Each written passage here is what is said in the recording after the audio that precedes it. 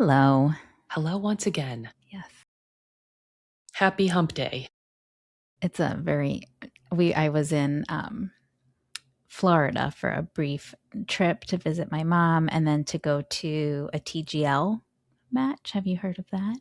The golf, is that the golf It's thing? the Oh, indoor golf league. Yeah. okay. Yeah. So we have a friend who's one of the founders of it. Like he worked Fun. with yeah, helped to build the whole thing and so we had Ooh, even VIP better. suite seats Good. and it was super And fun. you were inside because It's in Florida's been cold too.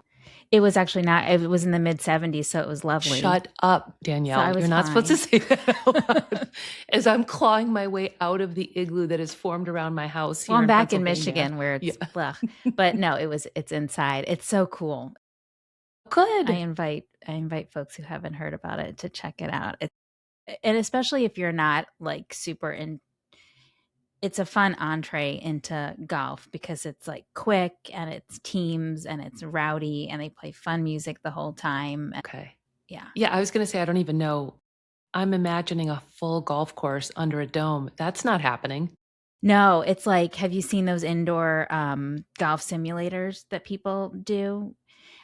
It's kind of like that, but then where they tee off, it's real grass that they use. That Oh, they grow these giant 1,000-pound uh, sod chunks swatches of or something. grass that they Okay. swap in and out and reseed. And then Oh, so they do that, and then there's like actual sand when you have to chip out of the bunker, and then there's a okay. little um, rampy thing that like the angle of it matches the angle of how deep the bunker is that you're stuck in, and then the putting is like an actual putting green, and that whole section of the arena, like the floor can rotate and undulate, and it actually mimics like what the green would actually be Okay. like. I But they're think playing that's dance music the whole time, and it's just super fun. lots of distractions. So Yeah, it's kind of distilling some of the pieces of golf that people like best, the challenges, the obstacles, yeah. condensing it into this like blender. When you said undulating, I was like, oh, wouldn't it be interesting if It as doesn't they're move putting, while it's you're moving. doing it. Yeah, like I want it to be moving, like It's it's The not like the Simpsons floor or is something. lava. No. That's great. And I really appreciate right now, especially as I'm thinking about our industry, this, what you're describing to me is an effort. It's called like blue ocean. Like they've created a blue ocean out of a very traditional, what we know as the golf experience, the PGA tour, Yeah, et cetera, et cetera. And yeah, all of a sudden it's wildly different, but some connective tissue. yeah, yeah, yeah. That's fun. Party time. The best of golf. Like literally, I don't want to spend 5 hours on a golf course watching it, playing it, but I will go to what you're talking about Yeah, it was and super enjoy fun. it. We had a great Nice. time. Love it. Um, okay. So we have kind of like a non-topic today. All we came we are just so crabby. All we came to the table with today are things that have been annoying us on LinkedIn lately. Yeah. And so we Our thought last episode was a gateway drug it where we was talked about we like whining. brand ambassadorships are the only way to go now. I couldn't stop seeing other things pop up all week that are these proclamations Yeah. that I'm like, no, no, no, no, and no. And Yeah. so that's where we're Okay, so starting. that's a good segue into a proclamation that I saw right before this Everywhere. recording. One of the sillier ones I've seen. I mean, I will always give a massive side eye to anyone saying influencer marketing is dead or influencer marketing is a bubble that's about to burst or the bubble has burst or anything like that is like kind of already pretty high on the bullshit meter It's for so me. hooky. Yeah. But so I saw one and it seemed like it was getting some kind of engagement. And to let me take a little side complaint on this one. To this day, I still get if I can put in a well-placed comment on a post that's Mm, has traction, I will get probably 10 times the reach and engagement that I will get from an original post on my own. So 100%. my time on LinkedIn, it's very interesting because you want to put out your own leadership, your own thought leadership, but at the end of the day, you get more eyeballs just Right. commenting on someone else's Just thing dropping in. and Yeah. usually being like kind of bitchy about it, which is not necessarily the lane I want to be living in, but it is what it is. So I was looking at Right. this post and I was like, is this something I have to say? Something like I see Oh. people are blah, blah, blah, blah. And so I read it and it, the first line, the influencer marketing is finally about to burst. And the stat he uses to back this up is a stat about AI. So it almost seemed as if he had one post about AI and one post about influencer marketing, and he accidentally combined the two of them together, and he just posted it anyway. And somehow, because it leads off with, like, I feel like I need to test this out. I'm not going to really do this. What I wish I could You're do going to is start a fake LinkedIn account to go try this. go onto LinkedIn and I'm going to say the influencer marketing bubble is about to burst. And then I'm going to put in like text from the latest novel that I'm reading underneath it that has nothing to do with that comment. And we're going to see what happens because I have that rage baity first Right. sentence up And there. that's all But people look at. this guy got shares and this guy was getting comments and people are like, preach it, brother. The numbers say, the numbers speak the truth. One little lone voice was like, I don't understand what AI numbers have to do with influencer marketing. And that wasn't you. And that wasn't me. And everyone ignored that poor fellow. Right. Meanwhile, you're like, there's the sane voice. There's the one, somebody who's, the Cassandra in the group who's calling truth out. Yeah. So I guess my question to that one, to try to give this podcast some kind of Coherence. structure. Yeah. We're always kind of a hot mess when we record in the afternoon, This is true. which is what we're doing. Why do you think why do you think people have such a negative view of influencer marketing that they so salivate over proclamations that it's a bubble that's about to burst or it's dead or it's going away? Like, that is such why a the deep haters? question. Yeah. Yeah. I was not prepared for that level of depth from you because I thought we were going to just bitch our way through today. But it's true. Everybody's and they have been for 10 years, so Yeah. ready to hate bloggers, influencers, creators now. I think one of the comments in here, or it might have been in this silly post, was something along the lines of like all those poor Gen Zers are going to have to come up with some new career plan for themselves. Like, So kind of implying that they all want to be influencers. they do all. I mean, that's the number one college student desire. But so there's a lot of resentment in there. We could really unpack this because people think being an influencer is easy money. You don't have to do much. You grow this following, you get showered with brand deals. All of that is false. And that it's not authentic. Right. And there's a piece of that I think is not false, but you and I probably are on the same page about when influencer marketing works best. It is because you've chosen the right people who have the right approach, who have genuine relationship with their audience, who are delivering value, blah, blah, blah, buzzword after buzzword.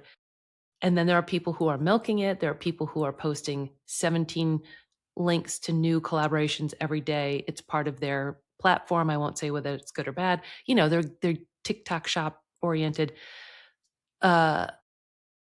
Maybe it's the lay public trying to outsource their own discretion and trying to blame somebody else for being in a place and causing them to click a link they didn't want to click or buy a thing they didn't want to buy or believe news they didn't want to believe instead of just taking ownership.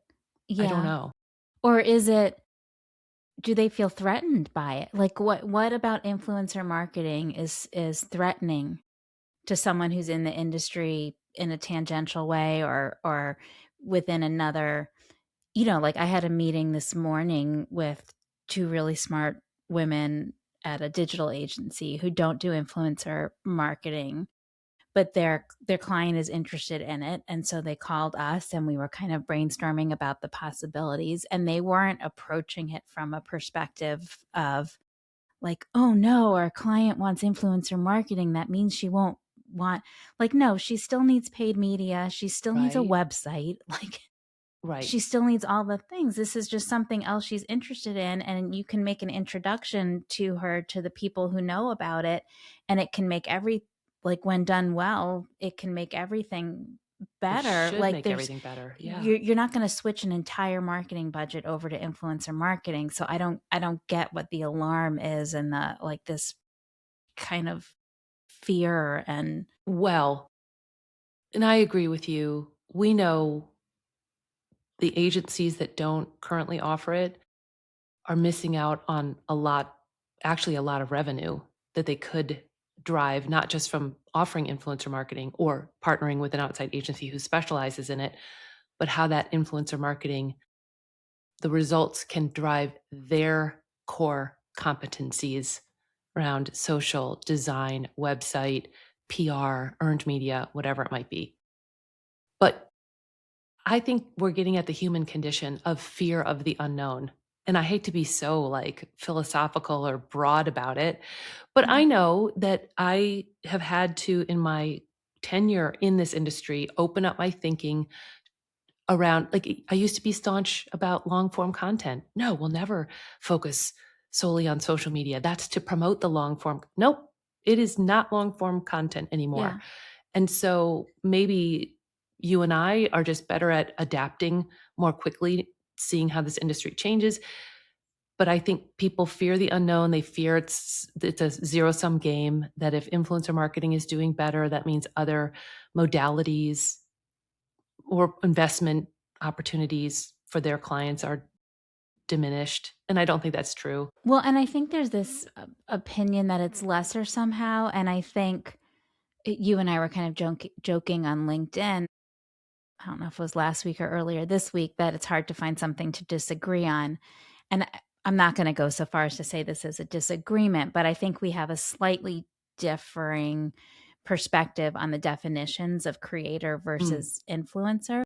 I sure. do think that this turn towards trying to call everyone creators is because influencer has become a dirty word to a lot of people, and it feels squicky and slimy in some way, and creator sounds more noble, perhaps, and Maybe more like and an artist or something. yeah, more like an artist and less like someone who's trying to put something over on you and get you to do something that you don't want Yeah, to do. but people hated the word blogger too. That got a lot of backlash, which is what got us into, oh, are they publishers? Are they producers? Are they, everybody Yeah, was trying to get this different foothold around, because bloggers didn't have any credibility or licensing, like we talked about last week, credentialing, right, right? I remember, I've told this story before, but presenting a panel at the International Association of Culinary Professionals, founded by Julie Child and Jacques Pepin, and really focused on food writers and right. authors, Yeah, I used to be a member. food journalism. Yeah. And the uproar over that first year of talking about food bloggers who were moms and former accountants and teachers, people who had stepped back from other professional endeavors and were maybe by and large raising families or doing something that gave them the time, but they weren't recipe testers, they weren't cookbook authors. So Right, suddenly they had no standing. And the absolute outrage over them sharing a recipe without that rigor, without, and now here we are. I just saw Gary Vee posting something about how when he interviews his VPs, he doesn't care what college they go to. And by and large, he doesn't care if they went to college. And now in business, nobody really needs to have a college degree.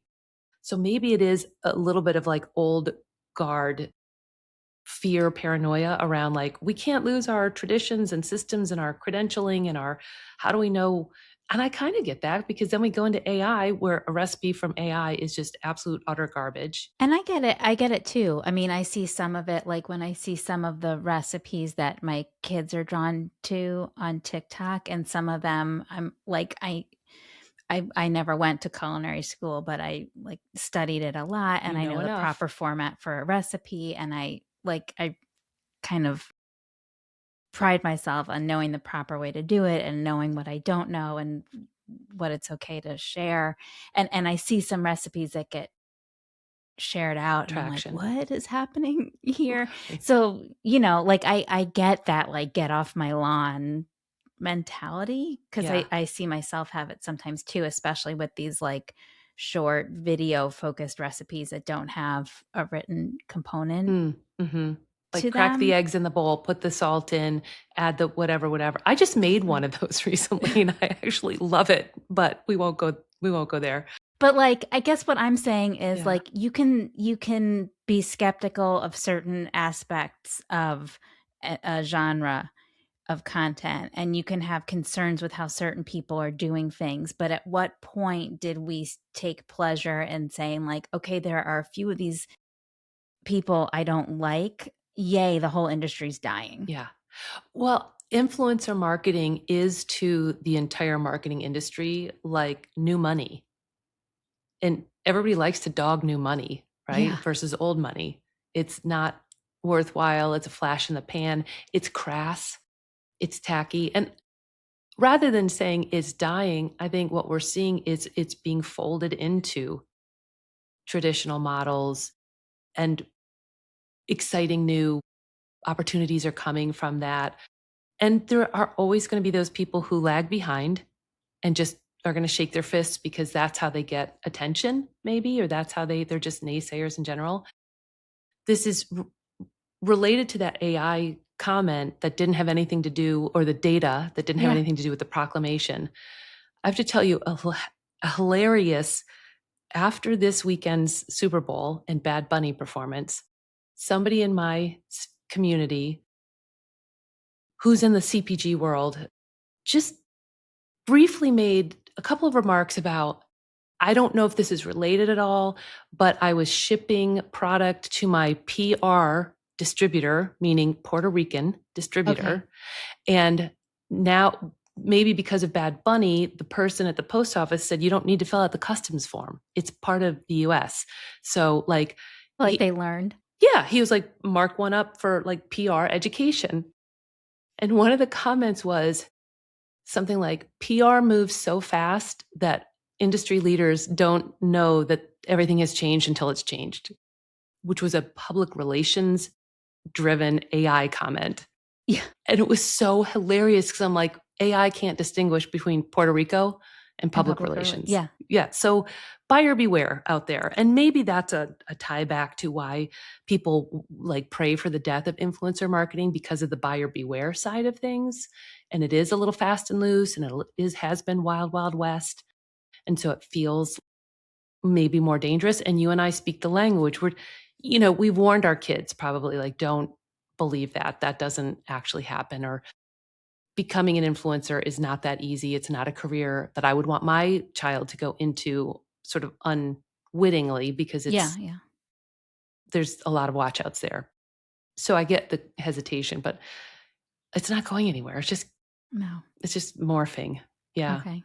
So now that we've spent 2/3 of this episode talking about the one thing that annoyed me half an hour ago. It's an ever present, though. It's It evergreen is. for It us. really Every is. quarter, we're going to come back and be like, influencer marketing is not dying. It's not dying. It's not dying. Doing It's not just fine. dead. I have my problems with the industry. Like, I don't think it's all sunshine and roses, No. but that's the mark of a mature industry, is some Yeah. of the challenges that are coming up. Yeah. So mine is Yeah. What's your grievance? Hit so me. many. It's a bucket of things where folks are all using trendy, like, I fear that, the whole meme of, I fear that I am an influencer marketing expert or something stupid. I don't know how you end that sentence, but I fear that. And it's things like, we are no longer paying attention to follower accounts when we're working with influencers. I call absolute bullshit on that. Of course you are, because it's just a forward facing metric Yeah. that guides you. You can't throw caution to the wind and somebody has 7 followers. What are you talking about? So there's that. And then we are no longer over micromanaging our creators with extensive briefs. You for sure are. Like, I'm almost, show me the brief. We just got sent a 32-page brief last week. Stop it. This is my point. If you don't have a 32-page brief, you have a contract, you have talking points. You have split I it don't into en- different pieces. I don't endorse the 32. Ours is No. actually, I mean, it's detailed enough to get the job done. No one, first of all, we need to stop putting briefs into PowerPoint decks because no one wants to read a PowerPoint deck. But this was another agency who came to us. They wanted to work with a very specific creator, Mm. and they came to us as the middle person. And we were like, okay, maybe this would be worth our time. And so we kind of like took it far enough to get that creator brief, thinking we could possibly still coordinate this and maybe pull in a few extra creators and turn this into something bigger for ourselves. And then we get this brief. It's 32 pages. It's been customized to the specific creator to the point where it was like creepy. Like, hello, Casey. Why is this right for you? We put this together for you. Like, it was like, do you remember those No. books we used to get our kids where it was like they'd put the kid's name in the book and the whole book was personalized for the kid? It was like a Yes. creator brief, personalized Ooh. for this one specific influencer. And so we I emailed back and said, I'm happy to connect you directly if Here she you go. happens to be able to Tapping flip out. this in your crazy timeline and Yes. 32 pages of details. No. But this is not a fit for No. us. Like Good Lord. you don't need us. Hey, by the way, I almost guarantee you AI had something to do with that. And that's the Sure. danger of it, is AI makes you think that all this customization and uncanny valley creepy shit is substitutes for actual human connection and getting on the phone and having a 32-page conversation with somebody Yeah. versus let me get as intimate as I can on a piece of paper with you. That's just wrong. Well, they said, and it was Misguided. like, it was kind of stalkery. They were like, why we picked you. And then they had screenshots of her content that they liked. Mm. And they like, it Mm. was almost like they were like, it gave the vibes of like, we've been looking through your window and Yeah, like no. watching you live your life. Mm. And yeah, it was very high on the creep scale. There's a lot to unpack there from a psychological point of view, but it's not influencer marketing. Like, this is where I am calling all of these the ways in which influencer marketing has been mutated. Some of them are fine. Like, to my mind, going from influencer to creator is a natural progression, and I think both have their value. I think even performance marketing and the way we think of I rail against influencer being thought of as a media buy, but it has like there's a place for it. But some of these things are just like, you don't really understand influencer marketing when you do that. Yeah. That is not it, chief.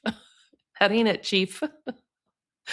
So yeah, there's always that. The other thing, the last one I saw just as I came on, where I had to bite my tongue, my virtual online tongue, was from Allbirds, by the way. So it was from a branded account person. Here is the only way to run an influencer negotiation.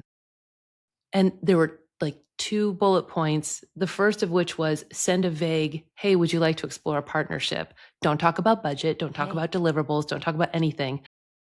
And the end result, I didn't even look at the numbers, but there might have been like a $10,000 budget to work with. Yeah. Fine. But if you have $700, you're not negotiating a whole lot around that. You know what I mean? Like, so why would you say that this is the only way to negotiate? It's the only way to negotiate when you have $10,000 or when you have a big timeline. But I mean, that just gets back to the first, like, we're living in this world now where you have to make a crazy pronouncement on LinkedIn to get any eyeballs at all. And so it's like the world, our little bubble world that we live in is turning into like Noisy. cuckoo world because there's just crazy pronouncements being like shouted out left and right and none of them mean anything. It's just a way to try to get eyeballs. Yeah. And it's like LinkedIn did this to us because 6 months ago it wasn't like this. Mm-mm. I mean, you still had to have a good hook, I think. Sure. And then the question is, and often the answer is no. Should I comment on this? Should I? No. No. Because then I'm just giving this person more juice to their Here's what you need to do. I have perspective. it. I have your solution. You need an AI bot to comment for you about Puerto Rico. And wrong answers only. I want to be known for putting absolute schlock in everybody's else's, like planting these bombs. I really don't want to be known for that because I'm with you. That's where my best engagement lies. Yeah. But I don't always want to be the naysayer. I don't always want to be the It's fist a shaker. bummer. Okay, Yeah. so I'm going to give us a challenge. We have to come up. We're going to be all sunshine and roses next week. Fantastic. We're going to talk about things that bring us joy, and we're going to come up with that angle. Happy. We have I one love week to having do an it. I love having an assignment ahead of time so that we're Yes. both not like, uh-oh, what do we do What's to talk today? about? Yeah. But yeah, we'll see. And we'll see Okay. how much fun we have. Then we'll rate a talk like today versus sunshine and roses. I bet we Yep. can do it. We can do it. All right. Okay. Good to see you. Bye. Talk soon.